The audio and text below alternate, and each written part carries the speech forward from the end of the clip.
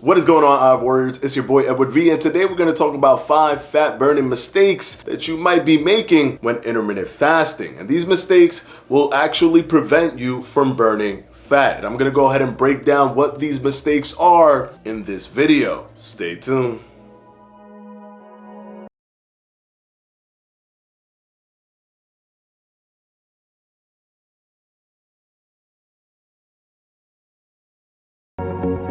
Okay guys, quickly before we start, this video is brought to you by yours truly, Fledge Fitness and the Fledge Fitness Jump Rope. If you haven't gotten yours yet, what are you waiting for? With an ergonomic design, aluminum handle, and swivel design, you can't go wrong with the Fledge Fitness Jump Rope. Due to the pandemic event, the jump ropes are in back order, but our team is expecting a mid-June release. You can order yours by clicking the link down in the description below or at the top right-hand corner of this video. And of course, as always guys, thank you for your support. Now let's go ahead and jump right into the video. Now, quickly jumping into number 1, using too many 0-calorie sweetened drinks. That's right, too many 0-calorie sweetened drinks will actually stop you from burning fat, and not in the way that you think. It won't make you stop burning fat because it's providing some type of fat storage through 0 calories. That's not what I'm insinuating here. What I'm saying is that sweeteners will actually counteract your intermittent fasting protocol or the regimen that you're building over time. Due to the biological trickery that's going on with sweeteners, it actually activates your hunger pathways because your body biologically is designed that when it starts to taste something sweet, it prepares for the energy input that comes with the sweetened taste. But because sweeteners are actually just chemicals or compounds that trick your taste buds to think that what it's eating is sweet, and when you consume it and there isn't an energy input, your body then increases its hunger pathways because your body is confused as to why it is not consuming any calories while they're tasting something sweet. It's very confusing to the body. There are certain stimulants and hormonal activations that happen because your body thinks that something sweet is going to be consumed. So this then raises your appetite, and it is counterproductive because a lot of people actually consume 0-calorie drinks that have been sweetened because they're trying to either tie themselves over before their meal or have something after their meal. You're trying to actually combat hunger, but in reality, you're doing the opposite. You're increasing appetite, as seen by many of the studies that were done using sweeteners. And this increases the possibility of spoiling your entire intermittent fasting protocol and having you maybe down the line, maybe 2 weeks, 3 weeks, 1 month into it, breaking the protocol, which will be a direct impact to your fat loss. Please ensure that if you are going to drink something to tie you over, that it isn't anything that contains artificial sweeteners. Things like apple cider vinegar, seltzer water, those are the things that I would recommend you consume when you're trying to hold yourself over or even stump your appetite, because trust me, a Diet Coke is not stumping your appetite. It is increasing your appetite. Now let's go ahead and move on to number 2. Extending your fast at the first sign of trouble. This is something that many people do, thinking that they will somehow activate something else because they're fasting longer, which, yeah, you'll be in a more extended fast. You'll be in the post-absorptive range much longer. That is true. And that in and of itself can actually extend fat burning because your body is utilizing your fat to burn for energy. But here's where the issue lies. If you are used to doing, for example, the 16-8, and it is a comfortable regimen for you, and then you go on and move on to 20 hours of fasting or even 23 hours of fasting to try to kind of jolt the weight loss or just try to move a little bit faster, you then end up going into a territory where you're not sure if you're comfortable there or not. And I've seen this happen so many times. A lot of the reasons why people stop doing something like intermittent fasting, and most people tell me this, they're like, yo, I loved intermittent fasting.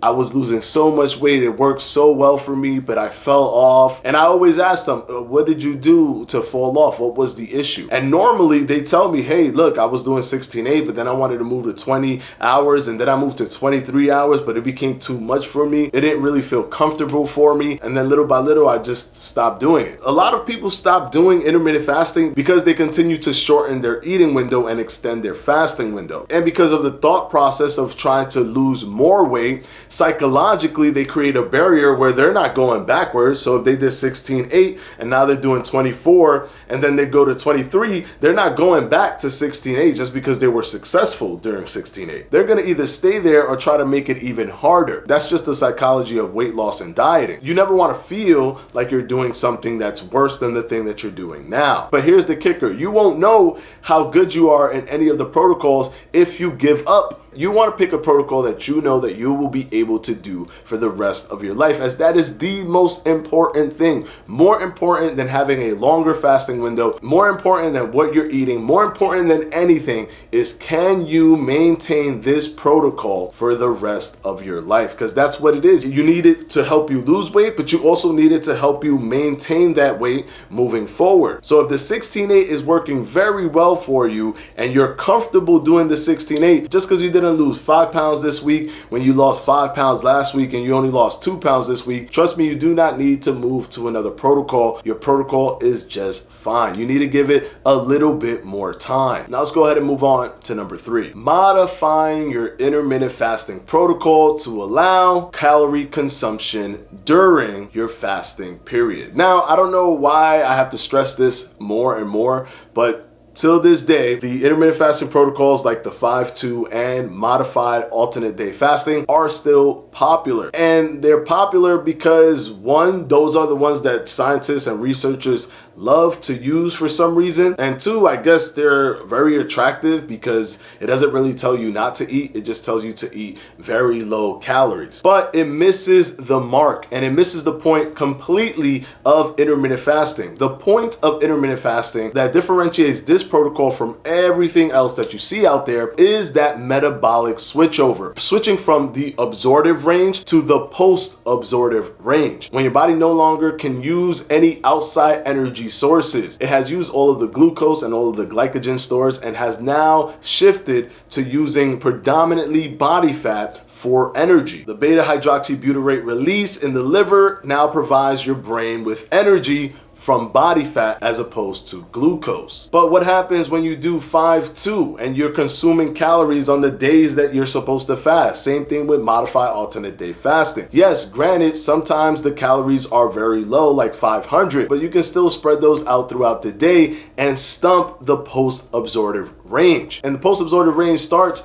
when you are about 8 to 12 hours without food. This is when that switchover takes place. So if you want that switchover to happen where you're predominantly burning fat, then you want to make sure that you're not utilizing any of the modified intermittent fasting protocols. And I know many of you use these modified versions and you're probably ready to write in the comment section, you're crazy, these things work. Yes, of course they can work for you because of calories in versus calories out. That is still part of the equation. But are you as effective as possible with those protocols than a normal protocol where you don't eat anything during your fasting period? I would say no. And most of the studies that try to refute intermittent fasting use modified alternate day fasting or 5-2 as the proof that it doesn't have any difference between just caloric restriction. The ones that actually succeed in a controlled study against things like caloric restriction or other diets are intermittent fasting protocols that don't allow you to eat anything during your fasted period. Things like the 16-8, the warrior diet, 1 meal a day, alternate day fasting without any modifications. Those are the ones that you see actually succeed versus things like caloric restriction because it allows you to get into that post-absorptive range. Now let's go ahead and move on to number 4. Fasting with anything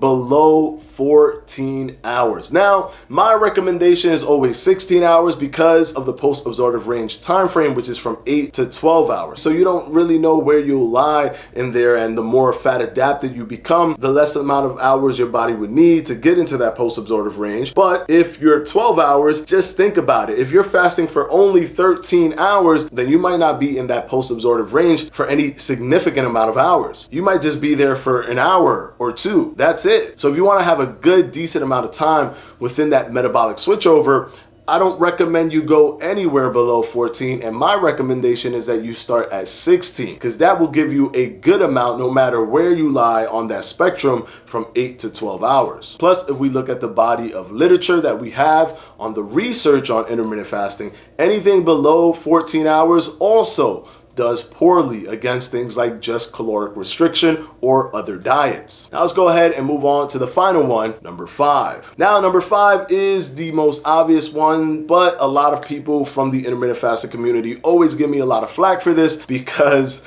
I'm sorry, I always have to stick with the literature that we have, the scientific evidence that we currently have, the meta-analysis evidence that we have in science. I'm going to stick to that until the research proves otherwise. Controlling for your caloric intake. If you're not doing this, and I have to mention it because yes, it might be obvious to some, it might not be obvious to others, whatever the case is, but many in the intermittent fasting community believe that they can eat whatever they want and how much they want, because all that matters is when they fast and not what they eat. But unfortunately, what you eat still matters, and especially in terms of how much you're eating. That matters, because if you eat too much, if you eat 6,000 calories within your eating window and then you fast, you're not going to be losing weight. You're still going to be gaining weight. You need to control for calories. If you're stuck and you're not losing weight, but you're doing intermittent fasting and you're not understanding why,